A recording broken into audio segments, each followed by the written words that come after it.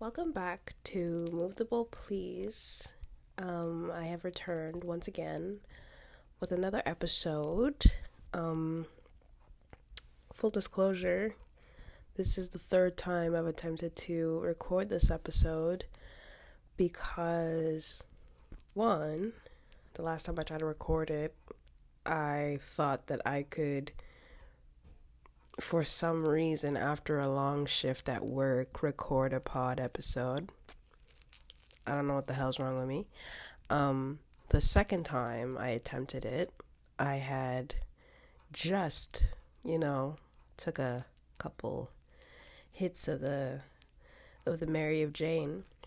And I don't know if it's really obvious, but I am congested and recovering from a nasty cold. So to say that, I've been beat down for the past couple days is an understatement. There have been actually it's been a bunch of things that have just been happening. A lot of good things, but it's been a very, very busy and just stressing, taxing week. So I will say that hopefully third time's the charm, because low-key, if I can't get it after this, I don't know what the hell I'm gonna do. I might just have to go on to the next topic because someone's putting the evil eye on me. But this episode is actually about something that I've really, really, really, really been wanting to really touch upon, and it's something that I'm not sure many other people online have been really trying to contemplate / touch upon, mainly because it kind of kills a couple darlings for a couple of people. And when I mean a couple, I mean a very small, but also weirdly resilient group. And that's the manosphere. But it's not the manosphere you think it is. It's new, advanced form, right? It's a new evolved form. And I think it's also extremely insidious, mainly because it's being portrayed by people who are trying or seemingly attempting to co-opt the aesthetic but feminize it. It's women in STEM, but women in misogyny. But yeah, this was inspired mainly because I spend way too much time on TikTok and on YouTube Shorts. They got me, y'all. I will be the first to admit it. They have got me on a chokehold. And the thing that really is just kind of distressing about it is that it's not kind of marketed in the same way as the manosphere, but the message and the content is identical. And it's also kind of teetering between tradwifism and, this whole right-wing shift that a lot of men have been taking. But I kind of wanted to talk about it in a bit more of a broad sense, to kind of give a reason as to why I feel as though a lot of women online are gravitating towards this content kind of unbeknownst to them. So, first of all, we all kind of have to admit to ourselves that the manosphere is on a very clear decline. I wanna say that it's dead, but it's kind of had a apparition, a ghost of itself has kind of taken over. And a lot of people now use the tactics and the, marketing ploys that have given so many of these manosphere, talking heads so much fame and attention. But they're using it really, there's no elegance to most of the content itself. And so I kind of find it really hard to really buy into anything, even though it's attempting, at least the version that I'm trying to talk about, is attempting to appeal to women, right? But I kind of want to scale back a bit, kind of roll it back to the beginnings of what we now know as red pill content, mainly because the like godfather of the entire genre, Kevin Samuels, I feel like he's actually like the most concise like person who embodied the entire vibe, right? So for a little context, for anyone who is blessed to not know who Kevin Samuels is, he basically took and ran with the concept of misogyny for content after a series of failed attempts to trying to be a men's lifestyle slash grooming influencer. So the story is that he had always been somehow in the entertainment business in some capacity, hadn't found much success, and then decided to make content online that was catered towards men, and grooming, clothing, fashion, style, and other like things that, if you're a young man looking for guidance on how to dress, how to approach, or how to appear professional, Kevin was giving people online this kind of advice, right? He always presented himself as someone who seemed to be well put together, a businessman per se. And so that aesthetic that he brought on, that visual language that he brought on, made it seem as though he was a legitimate person, right? I would kind of like think of it as like the neo Ubermensch. Like, he's a stoic man. He is very calm and collected. His clothes are always pressed and finely coordinated. He just looked like, a regular like youth pastor, but I digress. So that kind of patriarchal image that he gave on, he was also an older man. I think that kind of gave him all of the right ingredients to really kind of tap into this like budding internet sensation, which was the manosphere. And I'm pretty sure he popped off during the pandemic because everyone had to shift, how they were going to continue to make money and how they were going to interface with the world. So he really capitalized off of live streams, off of making content for people to interact with in real time. And one of the first times that he really blew up is when a woman, specifically a black woman, because Kevin Samuels is a black man, a black woman came on his broadcast and was basically just saying a bunch of inflammatory things, and he was just really mean. He was really mean to her, flamed her up, and that's what popped him off. So after that, he just kept, recycling the vibe. He just kept redoing it. If it's not broke, don't fix it, right? So that was his claim to fame. And for people who are very attached to the image of Kevin Samuels, a lot of them will try to say, well, he's done so much other positive content, yada, yada, yada. But that wasn't his main selling point. His main thing was that he would be extremely brutal to people, men or women, but mainly the women were the ones who were able to really catch the hottest of the flame, He would really just dig into people, like, without remorse. And this is digging into people online, behind a screen, right? So there's also a sense of, like, safety in that sort of space. And a lot of people online who never dare to show their face are always the ones ready to type the most heated things. But for him, he has this demeanor of being unaffected and probably even trying to be logical with his assessments, but for the most part he just wanted to find a way to shit on people online. And you know what? People were watching and clicking, and that's y'all's fault. And that's y'all's fault for that. You know what I mean? So that's what we have, right? And he's doing this over the pandemic. He's really getting into his groove with it. He's really getting into the vibe. And then, afterwards, as the time goes on, as the pandemics and the lockdowns continue, we learn a bit more about just Kevin as a person.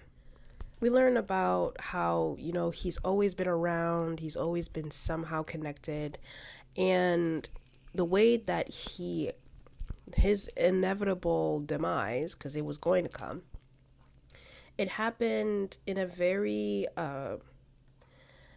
I would say it was poetic, mainly because one of the biggest comebacks that a lot of these people online, like these men going their own way, they'll always have this comment or this pushback for women to say, well, you think you can get all these things, or you think you're just going to find a man who's going to fulfill everything. Well, you're just going to die alone with your cats. And Kevin did die alone. Not with cats, though. He was trying to get a specific kind of cat, though. If I'm getting this right, I remember that he passed away from a heart attack.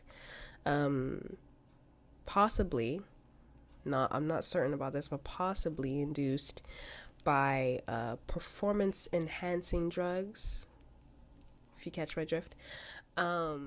So he had presumably passed away, unmarried, without any children that I know of, and basically he passed away in the same fashion that he would often warn women that they would pass away for having the same, or not same, but for having specific, wants or standards for their partners, right? He would say that the detriment of their, decision making and the reason for their loneliness is brought on by their own wants and their own goals for their love life.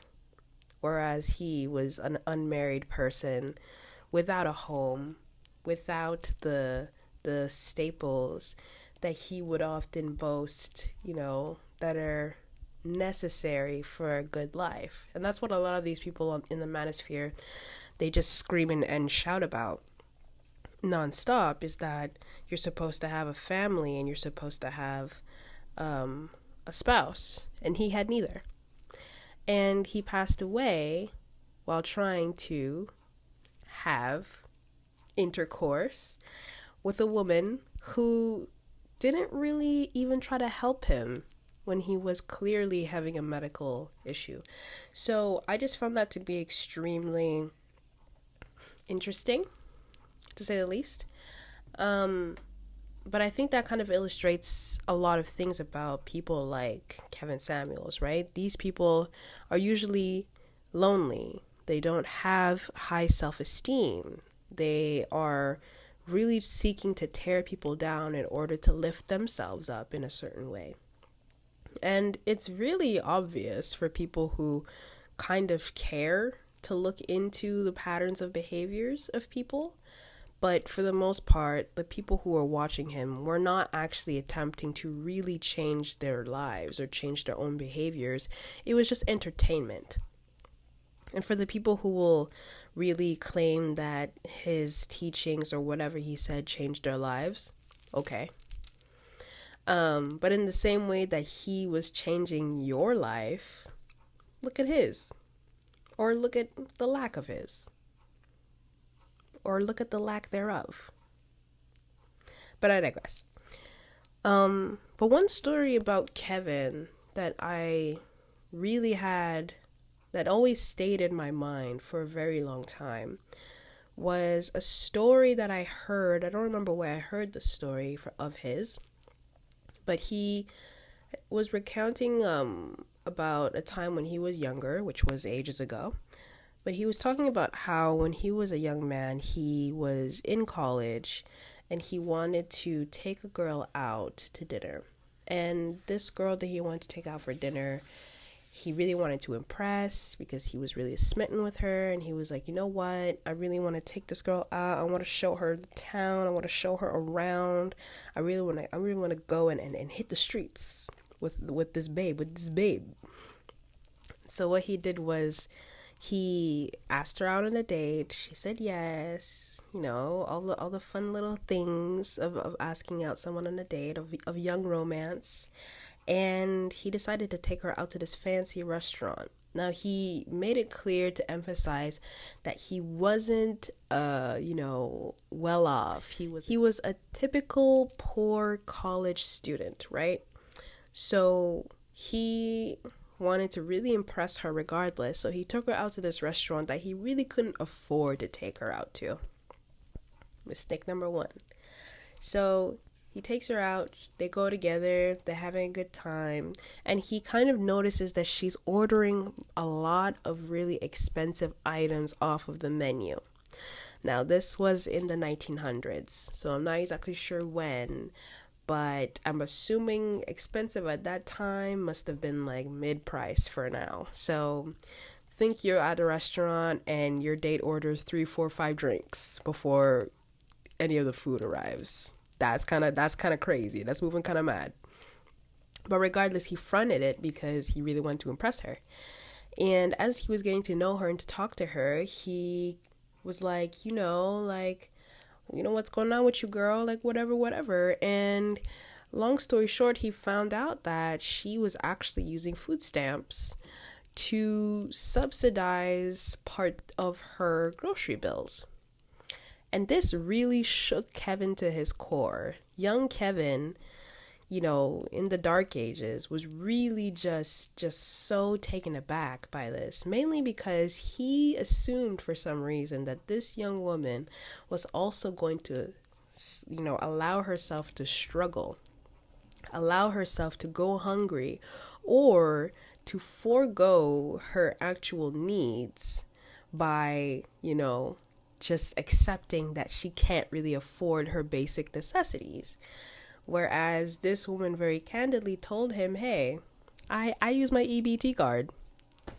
I get food stamps because I'm broke and I need to eat. And from that point, this is part of his recounting of the story, is that he said that from that point on, he realized that women are often looking for handouts, for, a easy way out of a hard situation. And to him, that kind of wasn't something that he thought was respectful, or it wasn't something that he thought to be, something that he cared for.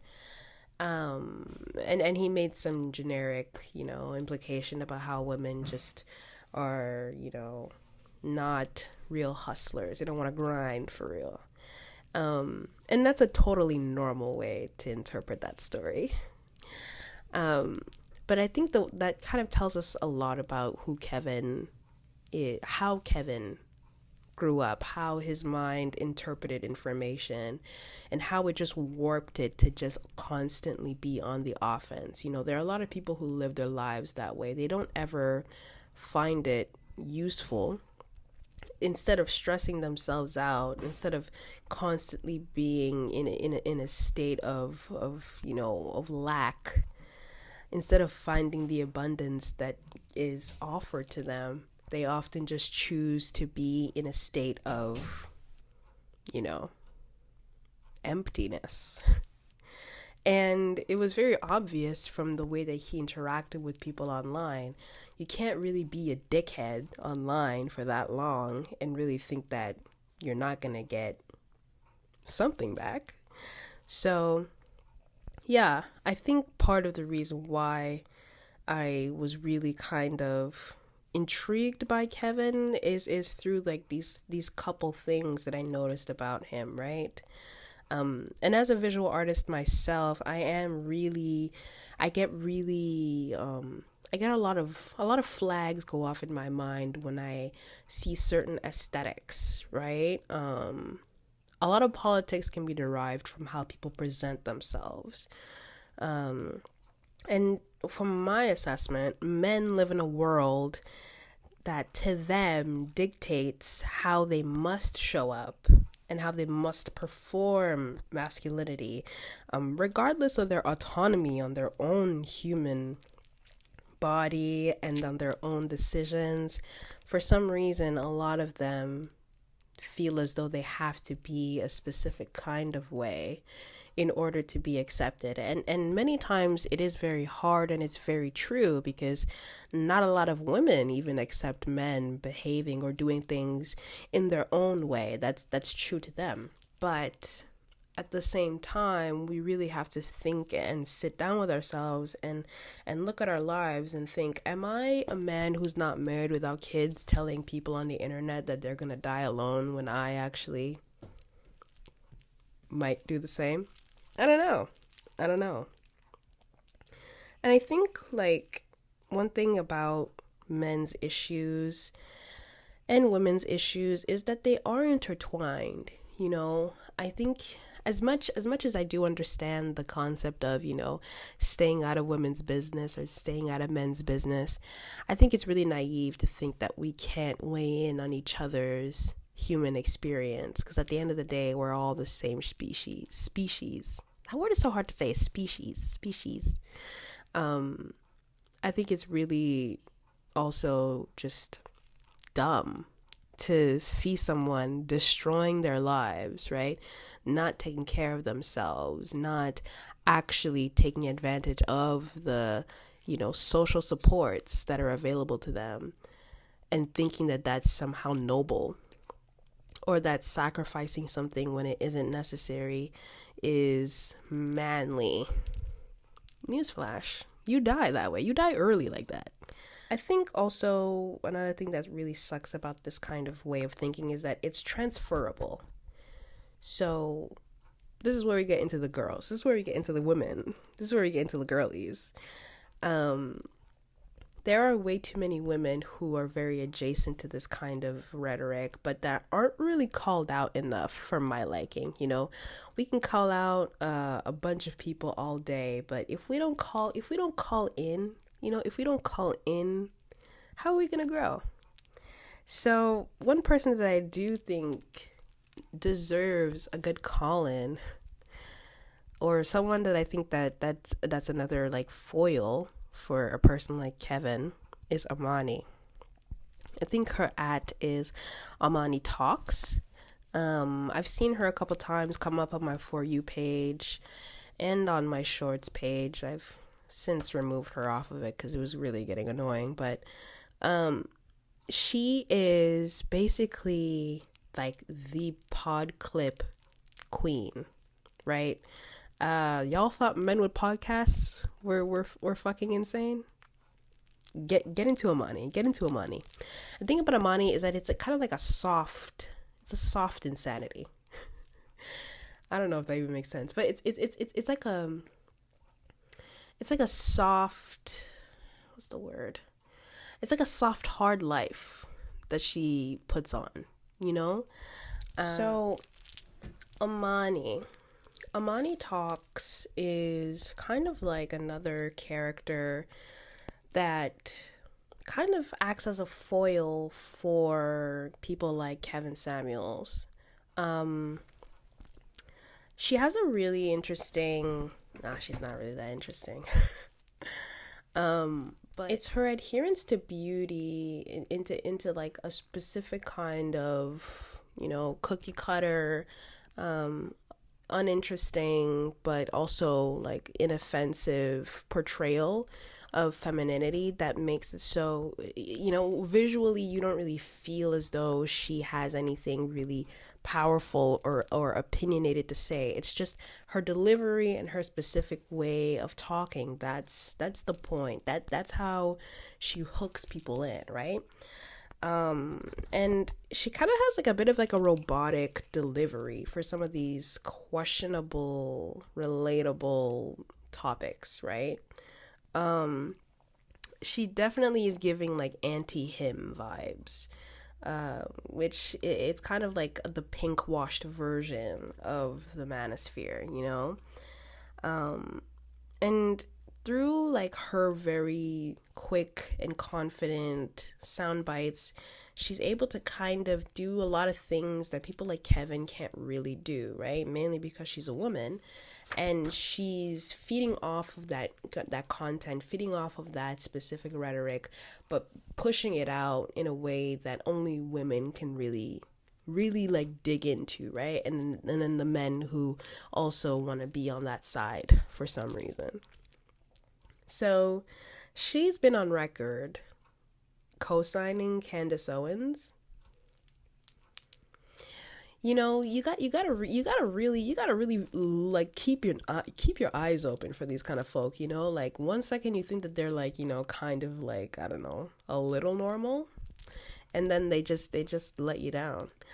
But I think the dissonance that people like Amani have, or that they're able to maintain, is so like, it's just really hard to not look. Like you can't look away from that sort of thing, because it flies in the face of the system that she kind of also perpetuates, right? It's, you know, I don't want a feminine sassy man, but I also don't want to be a mom, you know? Or I'm gonna work and I'm gonna have a career, but I also don't really want to give anything that I don't receive, right? Like I don't really want to be a typical affectionate or over like gushy kind of person, right? And it's not really working, because in the same vein that you want to be like soft life, soft girl, you're acting hard. And baby girl, that doesn't really work. And when people like Candace Owens are able to kind of perceive that, you know, disharmony, yikes. You know what I mean? So it's one thing to like condemn, you know, the systems that are obviously like, they set a double standard for women's and men's behaviors. But it's another thing to also play right back into them. And it doesn't really click, you know? You can only get so far with that kind of way of being. And if that's truly how she is, then more power to her, I guess. But I will say that a broken clock is right twice a day, right? And another part about it is that Amani is a Black person. So I think that additional adherence to just not only the aesthetics, but the you know, economic and societal hierarchy, right, of being a woman with money who's good looking, that hasn't always been afforded to Black women in recent history. Even being considered a woman and being Black is a fairly new concept, and a lot of people aren't really taking that in. And I think like those paradoxes are really like prevalent in the West, whereas everywhere else in the world, you're just a person for the most part. There's different intersectionalities within like different places where people live, but it's safe to say that the unique space that Black women live in countries like the United States and Canada and Australia and the UK, it's a very specific way of being that you have to assimilate into. And people like Amani, they kind of play both sides. And it makes you money. It makes you money on the internet when you're able to do that sort of thing. But I think the one thing that really just gets tough is realizing that within this space, there's a lot of other people who will not be as brave as Amani to show their face. And one person that I'm going to talk about, and honestly, if you jump me for this, okay. But one person that I just can't really find respect for anymore is someone like Chrissy. Chrissy is a faceless but opinionated personality online that recognizes that her own content isn't really strong enough to hold for a human with personhood, you know what I mean? I think the way that she goes about it is clumsy. I think the way that she tries to make arguments for her basis and her thoughts and opinions, it's just it's just not really provoking at all.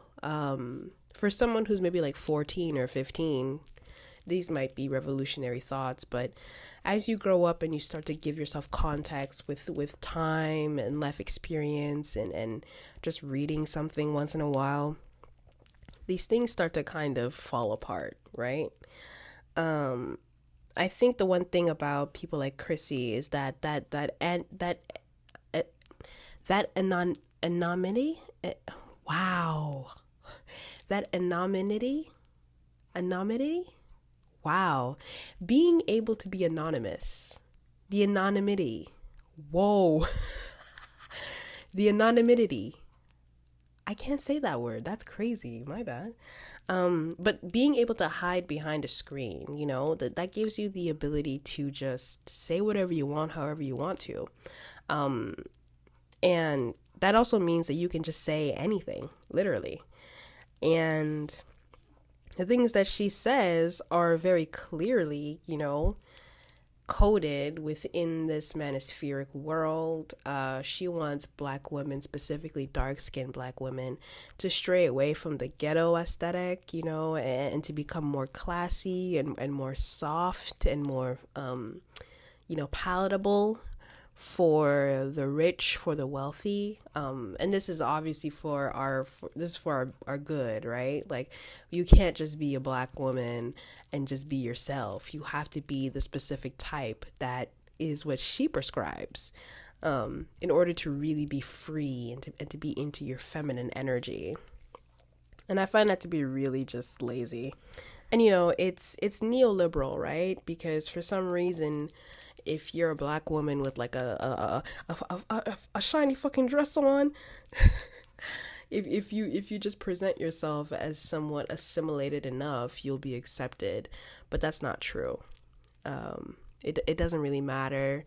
People will find fault in you. People will find issues with you. So you might as well just be yourself and be the most authentic version of yourself. You owe yourself that much. And I think the one thing that really bothers me is the, like, very prevalent amount of transphobia that people like Chrissy peddle. It's like unnecessary. Like, at some point you really have to just leave the dolls alone. Like, I don't get where people like have just started to really get obsessed with the girls, like. But that's one part of me revisiting, because there was a time where I did consume some of Chrissy's content and I did nod along with the madness.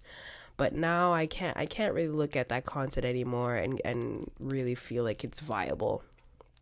It's also demoralizing content, because people like Chrissy, like,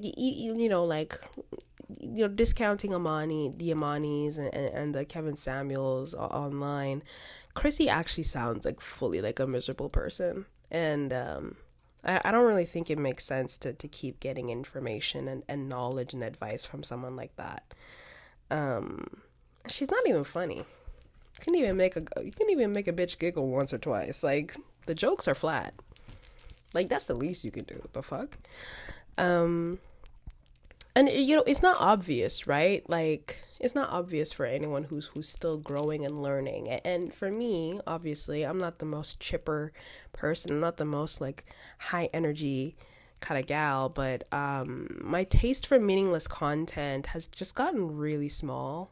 Like, and when I mean meaningless content, I mean like content that doesn't really aim to make, or the content that doesn't really seem to build, right? It's content that just aims to poke, content that aims to just respond. It's not really content that's looking to create and uplift interesting or new ideas, right? And technically you can maybe say that this entire podcast is a response, but I thought it was kind of weird that from all the videos I've seen of people talking about the manosphere, I've never seen people talk about the women who have adopted, this specific way of being. Yeah. And I think like whenever I see, content that's trying to make sense of a world that refuses to have any real reality is stranger than fiction, right? So anyone who tries to make sense of this reality with really basic and unnuanced takes, I just find that to make me really like disinterested, and I can't really, my attention for that has really gotten low. But I'm just gonna pivot super hard right now. And so I went to go see Beyonce in September of last year. And I'm glad I saw her before October 7th, because there was no goddamn way I was going to really be able to stomach her cosplaying a black queer or I wasn't going to be able to really, okay, she didn't fully cosplay black queer struggle or the black queer struggle, but I felt as though it was somewhat of a put on, right? Mainly because people like Beyonce, she's never made really staunch and open statements about much. She just makes songs. And at the same time, people often look up to her. They feel inspired by people like her.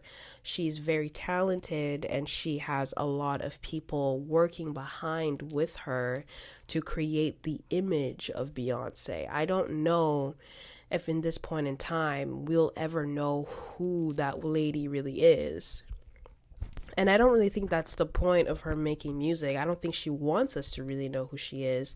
I think she just wants to give us an experience. And I think just her talking about quitting her job,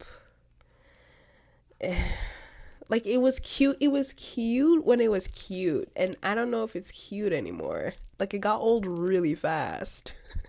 It got old extremely fast. But that's not really what people think about for the most part when they're consuming art and stuff like that, which kind of sucks, because it kind of takes away the critical thought that's necessary for really appreciating something, right? But Bell Hooks' comments on her, yeah, that lady, not that lady, but that other lady, yeah, she was kind of onto something. I mean, I don't really know if calling her a terrorist was like the most graceful way to say that people like Beyonce take advantage of the position that they have with the influence that they can put over people, but I will say that the way that she can mobilize people, the ability that she has to conquer the attention, the hearts of people, it's kind of cult-like, and I experienced that, and I will say that yes, it is real, it is strong. And when you and a bunch of other people are together in a big stadium, in a football field basically, singing word for word the songs that someone just made in their mansion, talking about quitting their job, I mean, it was kind of terror. It was kind of terrific, like terror inducing. The power that she has, right? And I think one thing that I kind of took away from Bell Hooks's one little comment about Beyonce is that we ourselves can kind of be our own terrorists, right? Like, I think about how so much of this content that's being pushed by people online and, offline, we kind of form ourselves to still fit within this patriarchal and misogynistic light. Concept of being, right? And I think like the veil has been lifted for the majority of people, mainly through the genocide of Palestinian people, and just seeing how all of these other genocides and all these other humanitarian crises are being perpetuated by the likes of our governments that claim to think and care about us. And people like Beyonce putting on the costume of a black freedom fighter just really didn't sit right with most people. But at the same time, looking to artists for all the answers, looking at musicians, looking to musicians, as people, as role models, is actually like really dumb. You shouldn't do that. That's juvenile at best. But it's still something that affects us. Art affects us a lot. Music affects us a lot. Culture, pop culture is extremely indicative of the times that we live in.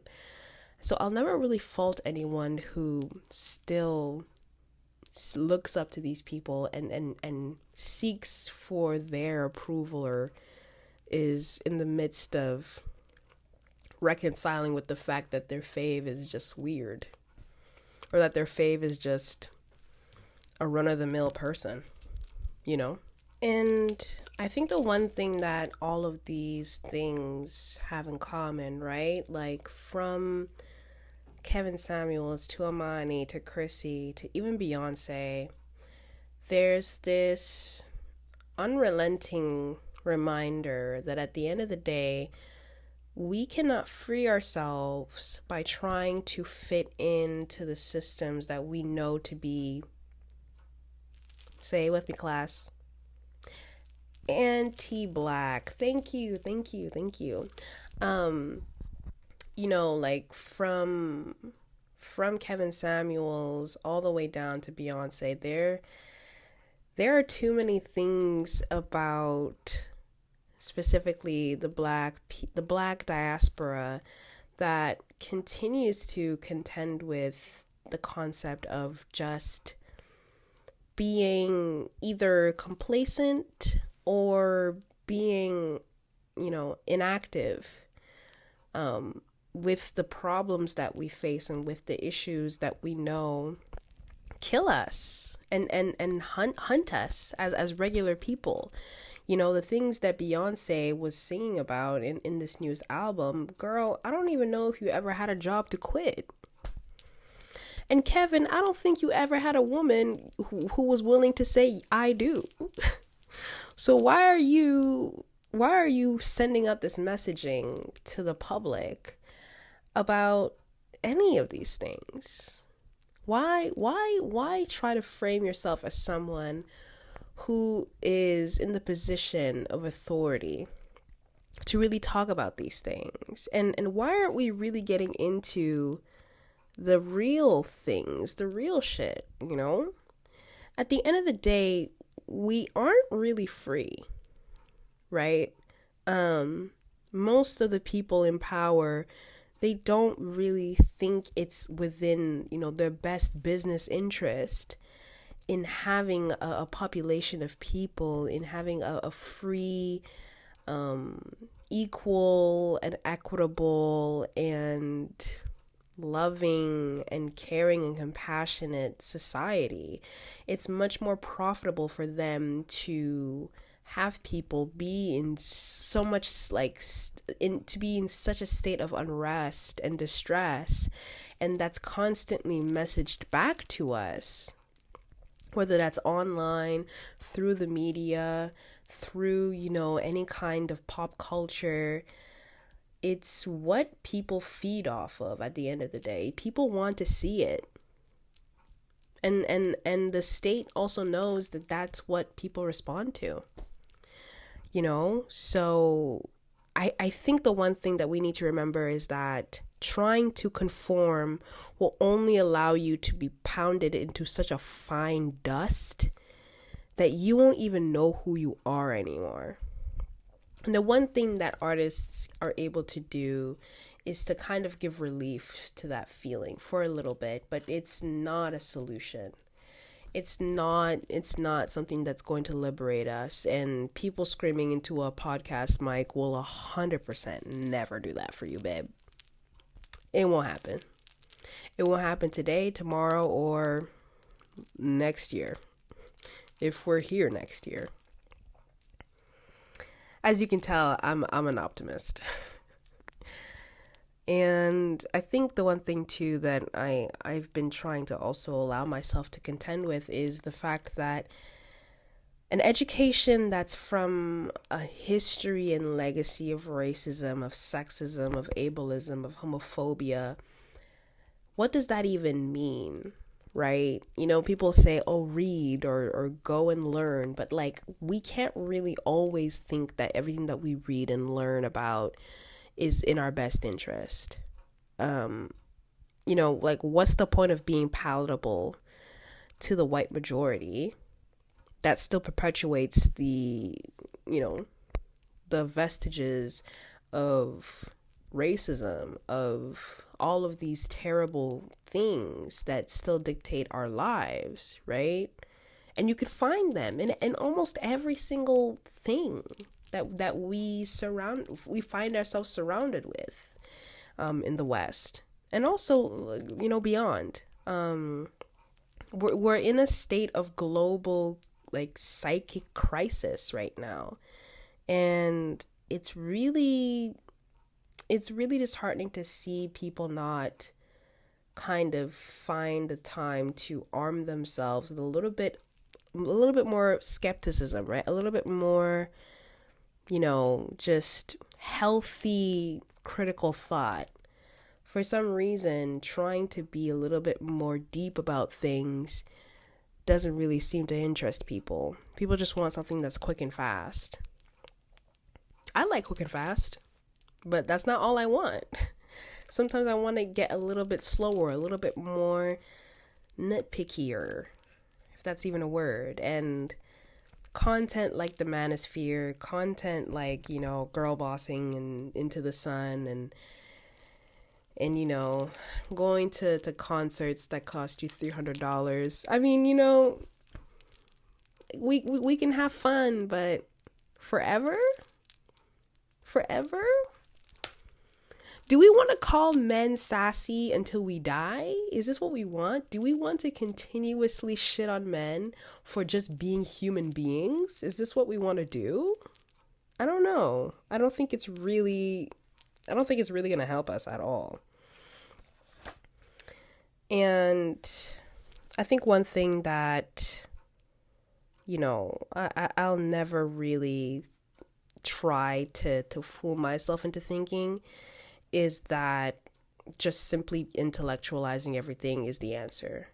You know, we still need to live. We still need to respond to our human feelings and be present as to where we are in our journey, and find people who will tag along with us and correct us and give us pointers and give us, you know, hugs and make us laugh, and then also cry with, you know. It's really important to do all of that while also being aware that we live in a time and space that is extremely bleak, and we just have to try our best every goddamn time we open our eyes from our beds, you know, for the ones of us who are lucky enough to have those, and just keep trying, man. And I think also, like, the journey towards a better globe, a better society is never going to be the favorable one, right? Like, the civil rights movement was not, people did not like that shit, bro. People did not like that shit, but it's led us to where we are now. And a lot of people will not like the changes that are necessary for growth, but they must happen. And so, yeah, if he wants you to buy him flowers, okay, that's fine. Or, if you don't want to cook today, that's good. That's okay. Ask if he wants to cook. Or better yet, go to get takeout. It is we are so lucky.